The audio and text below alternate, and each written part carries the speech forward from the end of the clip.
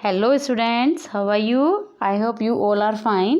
So students, now we will start chapter 3 Plant Kingdom for class 11th and the topic is gymnosperms. So students, today we will study about gymnosperms and their importance. So students, now we will start our topic gymnosperm. Firstly, what are gymnosperms? Gymnosperms क्या होते हैं? तो देखिए students, जैसे कि picture में show किया हुआ है, ये एक जिम्नोस्पर्म पाइन का डायग्राम आपको शो किया हुआ है। Gymnosperms sheet bearing vascular plants होते हैं, यानी इनमें जाइलम फ्लोएम दोनों वस्कुलर टिश्यू होंगे, साथ साथ इनमें अब शीट भी बनेंगी। जिम्नोस्पर्म का मीनिंग ही होता है, gymno means naked, sperm means sheet. Gymnosperm means यानी कि वो प्लांट जिनमें शीट्स बनेंगे। इनके शीट्स जो होंगे वो नेक्ड होंगे, यानी किसी भी प्रोटेक्टिव एनक्लोजर में क्लोज नहीं होंगे, यानी फ्रूट डेवलप नहीं होगा, डायरेक्ट शीट बनेंगे। शीट भी कोन्स में बनेंगे, कोन्स स्केल की बनी होती है और उन्हीं के अंदर शीट प्रोड्यूस किए जाते हैं।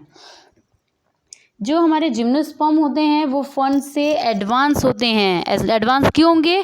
क्योंकि हमने पढ़ा था जो फर्न्स होते हैं उनमें स्पोर्स बनते हैं, लेकिन जिम्नोस्पर्म में स्पोर ना बन के सीधे शीट बन रहे हैं। मेनली जो जिम्नोस्पर्म्स होते हैं वो ट्रीज होते हैं, यानी कि अधिकतर जो होंगे वो प्लांट ट्रीज होंगे, हर्ब या शर्ब नहीं होते हैं, सीधे बहुत बड़े बड़े ट्रीज होते हैं। ये एवरग्रीन होते हैं, जैसे कि पाइन, जैसे कि ये फिगर आपके सामने देखिए एवरग्रीन होता है, यानी कि 12 महीने हमेशा ग्रीन रहता है, इसीलिए इनको एवरग्रीन बोला जाता है। एग्जाम्पल है पाइन। सभी जिम्नोस्पर्म्स शीट एक्सपोज करते हैं, इनमें फूल ग्रो नहीं होते हैं, फ्लावर ग्रो नहीं होते हैं और ये मोस्टली मैसिव होते हैं। Now classification, scientific classification. Gymnosperm को फोर फाइला में डिवाइड किया गया है, फाइला में डिवाइड किया गया है, यानी कि इनको 4 फाइलम्स में डिवाइड किया हुआ है। नंबर 1 कॉनिफेरोफाइटा, सेकंड है साइकेडोफाइटा, थर्ड है गिंकोफाइटा और फोर्थ है नेटोफाइटा। तो फर्स्ट फाइला की हम बात करते हैं, इट इज कॉनिफेरोफाइटा। कॉनिफेरोफाइटा जो जिम्नोस्पर्म है उसका सबसे लार्जेस्ट फाइलम है कॉनिफेरोफाइटा। देखिए स्टूडेंट्स, कॉनिफेरोफाइटा के जो एग्जाम्पल्स हैं वो हैं पाइन्स, फर्स, स्प्राउसेस, गियोस, जूनिपर्स, सिडार्स, सिप्रेस एंड रेडवुड्स। ये सब कॉनिफेरोफाइटा के एग्जाम्पल्स हैं। कॉनिफेरोफाइटा कॉनिफर टर्म से लिया गया है, जिसका मीनिंग होता है कि इनके अंदर जो रिप्रोडक्टिव स्ट्रक्चर बनेगा वो कोन होगा। अब ये कोन क्या होता है? तो कोन स्पोरोफिल जो स्केल लाइक स्ट्रक्चर्स होते हैं, स्पोरोफिल जिनको हम बोलते हैं, उनका एक क्लस्टर होता है, उसको हम कोन बोलते हैं। लगभग कॉनिफेरोफाइटा की 550 स्पीसीज अर्थ पर हैं। कॉनिफेरोफाइटा जो होता है मेनली ये एवरग्रीन होते हैं। इनमें जो लीव्स होती हैं 2 तरह की होंगी। कुछ प्लांट्स, कुछ ट्रीज तो ऐसे होंगे जिनकी जो लीव्स होंगी वो लॉन्ग, थिन और नीडल लाइक होंगी, जैसे सिप्रस की, और कुछ ऐसे भी ट्री होंगे जिनकी लीव ब्रॉड फ्लैट होगी। ठीक है, तो यानी कि 2 तरह की लीव पाई जाती है। देखिए फर्स्ट स्ट्रक्चर की अगर हम बात करें तो इसमें देखिए जो लीव हैं वो नीडल लाइक हैं, थिन है, लॉन्ग हैं और नीडल लाइक हैं। और दूसरे स्ट्रक्चर की अगर हम बात करते हैं तो यहाँ पर लीव जो हैं वो ब्रॉड और फ्लैट हो जाती हैं। नेक्स्ट आ जाता है फाइला नंबर 2 साइकेडोफाइटा। साइकेडोफाइटा में जो हमारे मेनली मेंबर्स आते हैं वो हमारे साइकस आ जाते हैं, यानी कि इसकी 3 लिविंग फैमिलीज जो हैं वो लाइव हैं। 3 फैमिली में हमने इसको डिवाइड किया हुआ है। इसके जो मेंबर्स होते हैं वो ऑल ग्लोब में स्कैचर्ड हैं। कुछ ट्रॉपिकल और सब ट्रॉपिकल क्लाइमेट्स में ये नहीं पाए जाते हैं, बाकी ये सारे के सारे वर्ल्ड में या सारे ग्लोब में भी बोल सकते हैं हम, ग्लोब में स्कैचर्ड हैं। साइकेड जो हैं वो अर्ली मीसोजोइक में ये माना गया है कि जो ये हमारे साइकेड्स हैं वो अर्ली मीसोजोइक में ही स्प्रेड हो चुके थे अर्थ पर। ये डायोसियस होते हैं। डायोसियस मीन्स मेल प्लांट अलग होगा और फीमेल प्लांट अलग होते हैं, यानी कि इसमें मेल और फीमेल ट्रीज जो होंगे वो अलग अलग होते हैं। थर्ड आ जाता है Ginkgophyta. Next phylum is Ginkgophyta. तो स्टूडेंट्स गिंकोज जो होते हैं उनमें जो फ्रूट बनते हैं, देखिए जैसे सेकंड फिगर में शो किया हुआ है, जो ये फ्रूट्स होते हैं उसमें बहुत गंदी स्मेल आती है, बहुत बैड स्मेल आती है। इसीलिए ये जो प्लांट होते हैं ये मेडिसिनल प्लांट होते हैं, इनको हम मेडिसिन बनाने के लिए यूज़ करते हैं। नेक्स्ट फाइल आ जाता है फाइलम 4 नेटोफाइटा। नेटोफाइटा जो होते हैं ये कोनीफर से ही रिलेटेड होते हैं, यानी कि इनको ये भी माना जाता है, जो साइंटिस्ट होते हैं वो ये बिलीव करते हैं कि नेटोफाइटा जो है वो कोनीफर से ही इवोल्व हुआ है। इसके लिए कुछ फॉसिल रिकॉर्ड की थ्योरी भी प्रपोज की गई है, जिससे पता चला है कि पैलियोजोइक ईरा में डेवलप हुए थे। ये नॉन फ्लावरिंग प्लांट होते हैं। नेटल्स जो हैं उनमें रिप्रोडक्टिव स्ट्रक्चर देखिए होंगे नॉन फ्लावरिंग प्लांट, लेकिन जो रिप्रोडक्टिव स्ट्रक्चर होगा वो फ्लावरिंग प्लांट से मिलता जुलता होता है, यानी कि फ्लावरिंग प्लांट के जैसा रिप्रोडक्टिव स्ट्रक्चर होगा, लेकिन फ्लावर ग्रो नहीं करेंगे। Now habitat of gymnosperms. Gymnosperms की अगर हम हैबिटेट की बात करें तो ये पूरी अर्थ की सरफेस पर फैला हुआ है, यानी कि पूरी अर्थ की सरफेस को कवर करके रखता है। मेनली ड्रायर कंडीशंस में ग्रो करते हैं और ये हाई एल्टीट्यूड में ग्रो होते हैं। साइकेट जो है वो पूरे वर्ल्ड में फैला हुआ है और इक्वेटोरियल रीजन में ये बहुत ज़्यादा बहुतायत में यानी कंसंट्रेटेड होता है। जिम्नोस्पर्म वर्ल्ड का मोस्टली एरिया कवर करके रखते हैं और इनमें वाटर को कंजर्व करने के लिए कुछ एडेप्टेशंस भी पाए जाते हैं, जैसे लीव्स।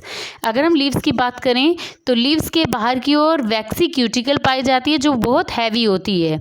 दूसरा, इनमें इवेपोरेशन के रेट को डिक्रीज करने के लिए इनकी लीव की सरफेस पर जो पोर्स होते हैं, यानी कि जिनको हम स्टोमेटा कहते हैं, वो बहुत शंकन यानी अंदर की ओर धसे हुए होते हैं, जिसके कारण ये वाटर लॉस को प्रिवेंट करते हैं, यानी इवेपोरेशन के रेट को डिक्रीज करते हैं। नाउ लाइफ साइकिल देखिए स्टूडेंट्स, जिम्नोस्पर्म अपनी लाइफ साइकिल लगभग 2 ईयर में कंप्लीट करता है, यानी कि लाइफ साइकिल को कंप्लीट करने के लिए लगभग 2 ईयर्स का टाइम इनको लग जाता है। अल्टरनेशन ऑफ जनरेशन पाया जाता है, जैसे कि फिगर में शो किया हुआ है। अल्टरनेशन ऑफ जनरेशन मीन्स इनमें डिप्लॉइड और हैप्लॉइड 2 फेज पाए जाते हैं। डोमिनेंट फेज जो होता है वो स्पोरोफाइट होता है, जो डिप्लॉइड होता है। जैसे देखिए फिगर में दिखाया हुआ है, ऊपर का जो पार्ट है स्पोरोफाइट लिखा हुआ है, जहाँ पर ये पूरी स्टेज डिप्लॉइड होती है, जो डोमिनेंट फेज होता है। गैमेटोफाइट यानी कि हैप्लॉइड फेज जो होगा वो स्पोरोफाइट पर ही डिपेंड होता है। इनमें जो कोन्स होंगी वो रिप्रोडक्टिव स्ट्रक्चर्स कहलाती हैं, जिनको गैमेटोफाइट्स भी कहा जाता है। पोलन ग्रेन्स जो होंगे वो मेल कोन में बनेंगे, जबकि फीमेल कोन में क्या होंगे, ओव्यूल्स होंगे। और जो पोलन ग्रेन्स होंगे वो विंड के थ्रू फर्टिलाइजेशन करने के लिए ही फीमेल कोन में जाएंगे, ताकि वो ओव्यूल के यानी एग सेल के पास पहुंच जाएं। आफ्टर फर्टिलाइजेशन स्पोरोफाइट का फॉर्मेशन होता है, जिसके अंदर एक शीड बंद होता है। जो शीड होगा वो शीड जर्मिनेट करेगा, जर्मिनेट करने के बाद वो स्पोरोफिटिक प्लांट में चेंज हो जाता है, या उससे एक स्पोरोफिटिक प्लांट जो है वो प्रोड्यूस होगा, जो फिर से स्पोरोफाइट में यानी कि कंप्लीट ट्री में चेंज हो जाता है। तो देखिए स्टूडेंट्स, ये इसकी लाइफ साइकिल है। यहाँ पर स्पोरोफाइट शो किया हुआ है जो डिप्लॉइड स्ट्रक्चर है।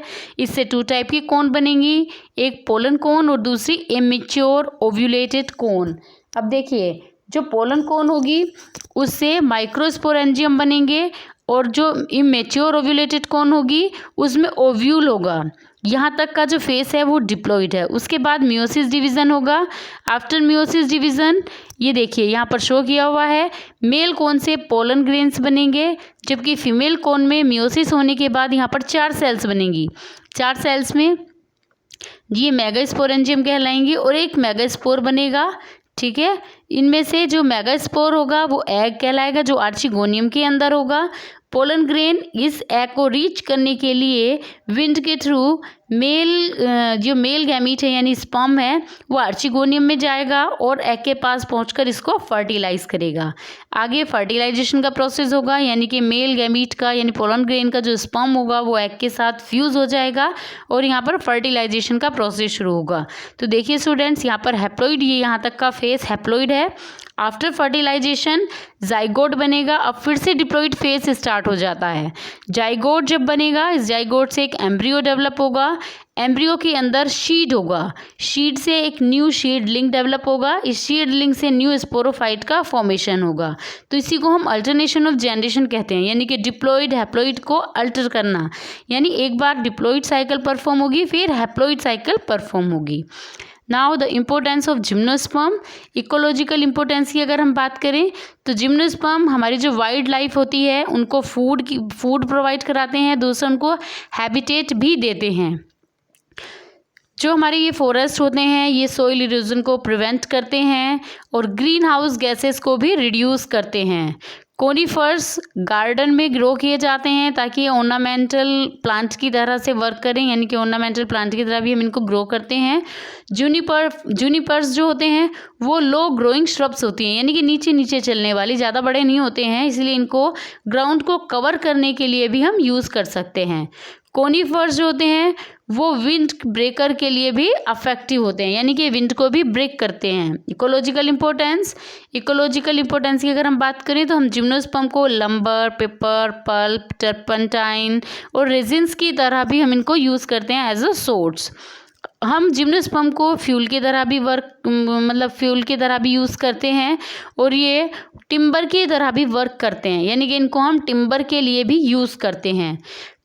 ये मेडिसिन में भी यूज़ किए जाते हैं, जैसे भी मैंने ऊपर भी बताया था आपको, जो गिंगोज होते हैं उनके फ्रूट से बहुत गंदी बदबू आती है, यानी कि बहुत बैड स्मेल आती है, जिनको हम मेडिसिन पर्पज़ के लिए यूज़ करते हैं। जैसे पाइन नट है, ये फूड के सोर्स की तरह वर्क करता है, इससे फूड भी बनते हैं।